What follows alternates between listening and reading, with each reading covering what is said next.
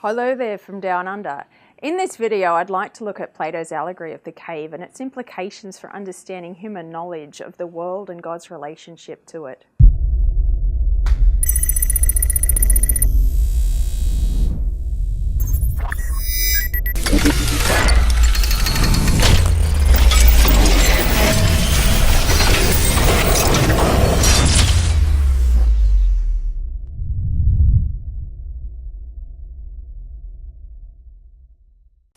Plato's Allegory of the Cave sure is provocative.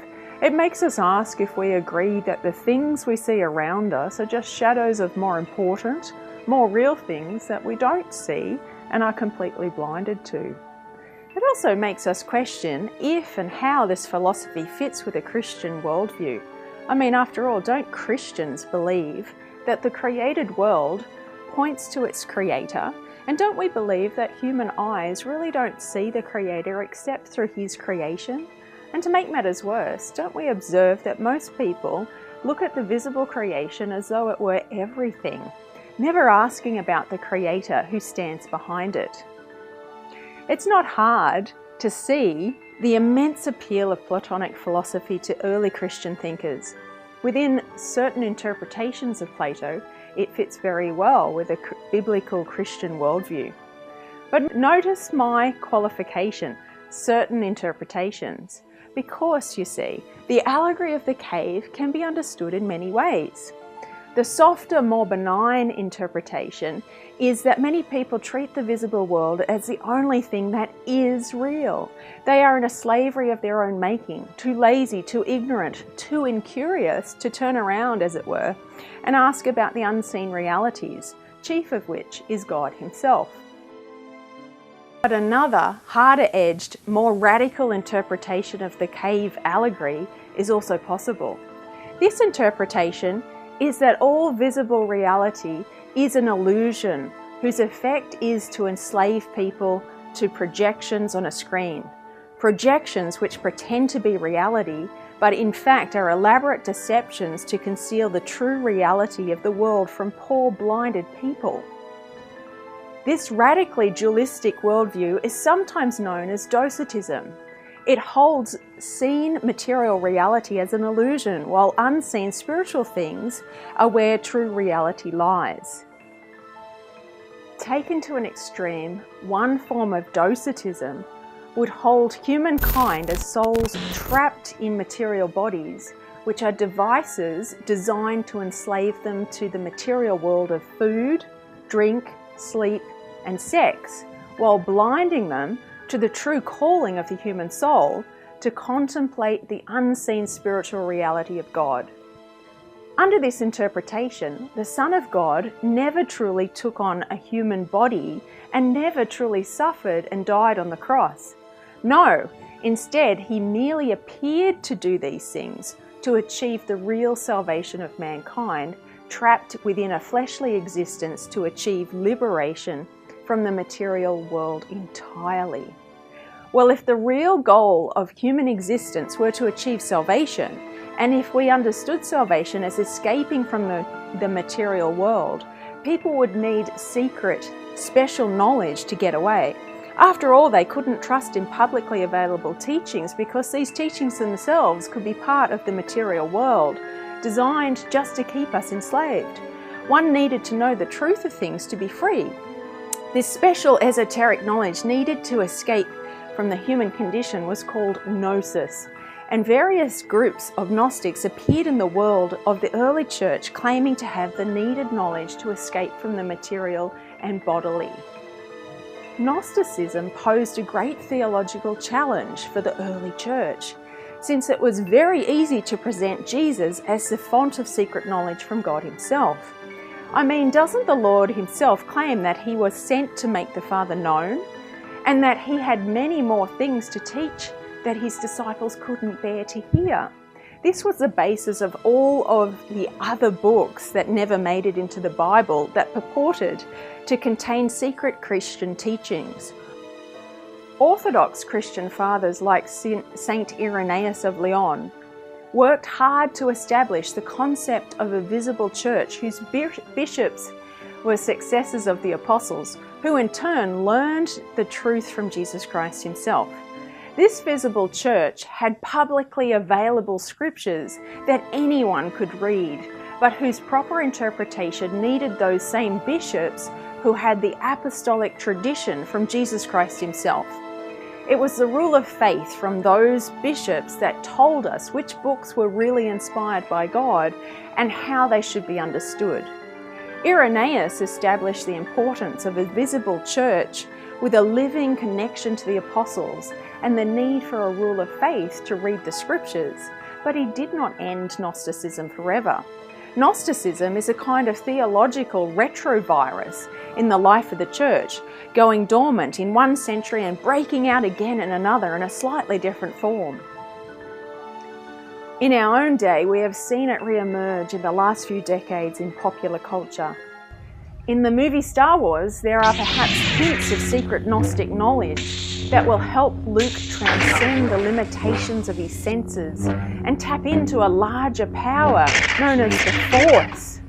Lack of faith in the Force?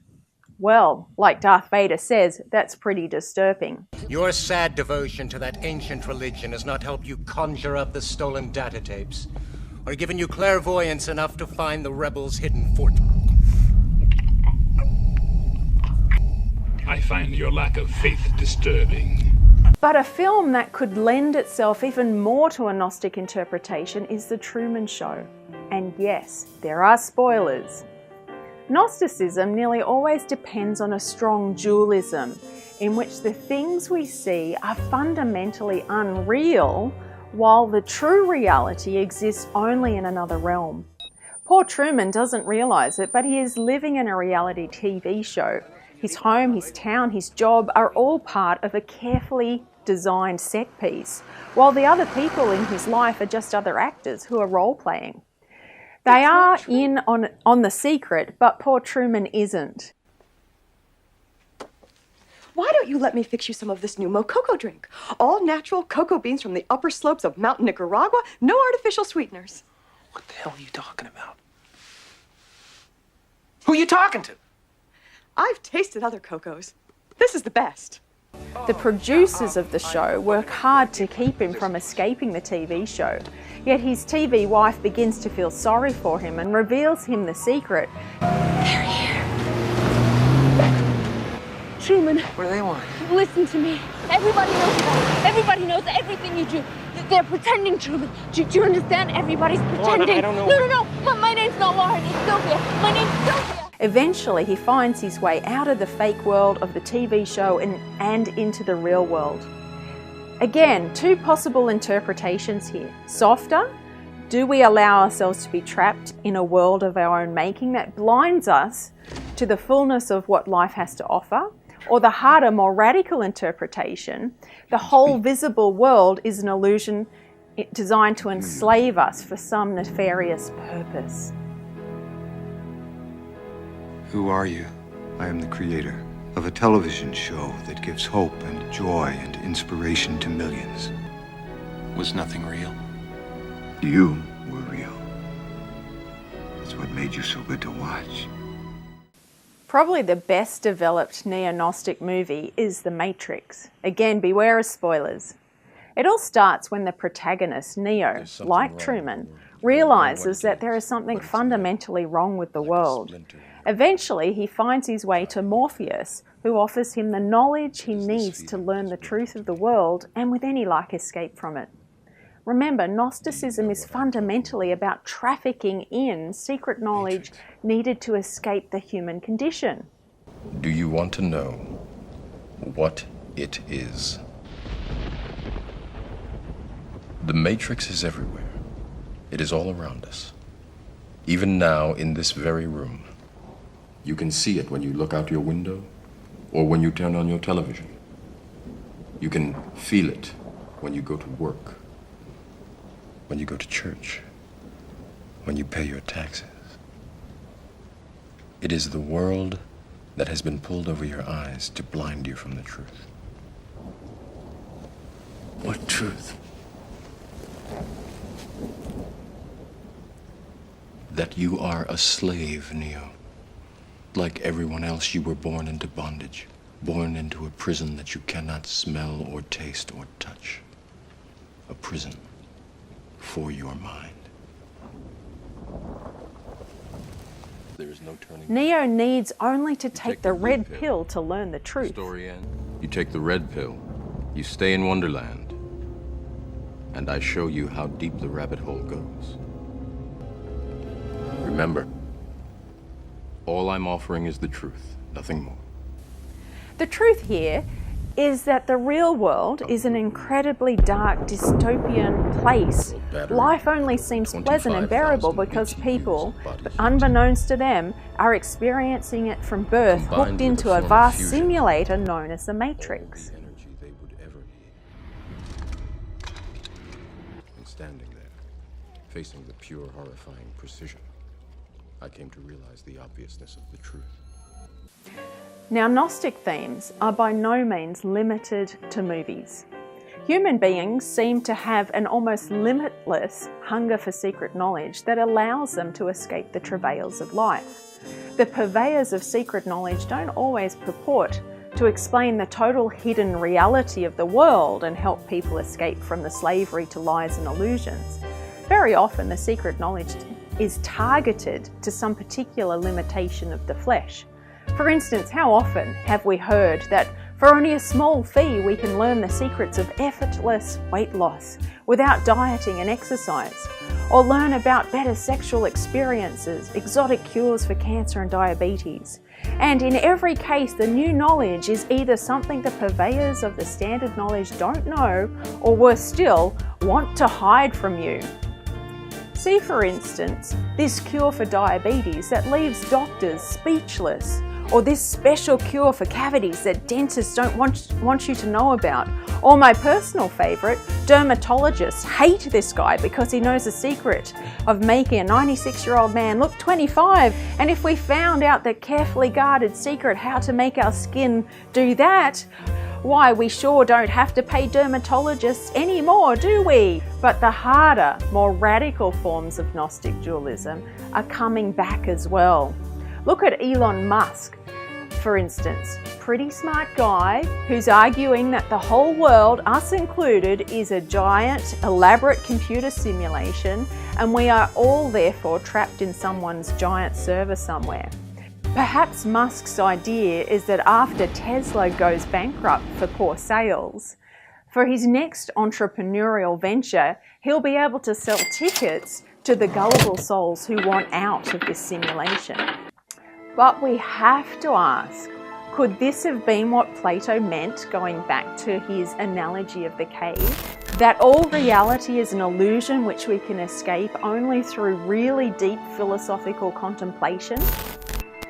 I'd like to think not. I mean, I don't think Plato would have put forth something this dumb and insane. Because here's the problem. The prisoner in the allegory who escapes the cave, well, how does he know he has escaped it? How does he know that thinking he has escaped the cave that he has in fact entered into a new cave, even more deceptive and enslaving than the first? And if somehow he managed to escape the second cave, perhaps he only escapes into an even more elaborately deceiving third cave, and so on. I mean, the allegory presupposes that both the prisoner and the hearers of the allegory have enough grasp of objective reality to know that the cave is only barely real and the outside world is far more real. If the cave, on the other hand, were a pure shadow with no reality at all, we could never know we were in the shadow, much less escape from it. The allegory would be pointless, since philosophical wisdom and the pursuit of real knowledge would be pointless. The allegory itself presupposes the grasp of at least enough reality to understand the allegory. Likewise, Morpheus's revelation to Neo about the simulated world would itself be simulated, and Elon Musk's absurd claim about the simulated world would itself be part of a larger simulation.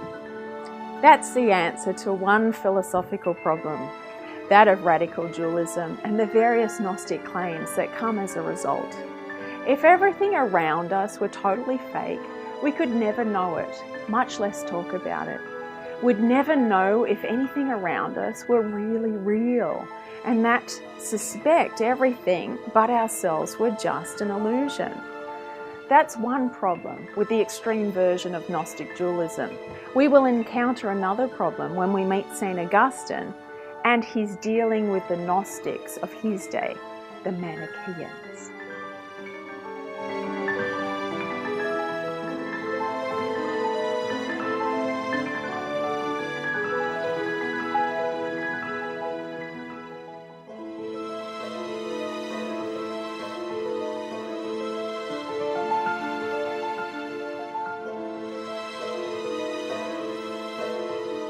Thank you.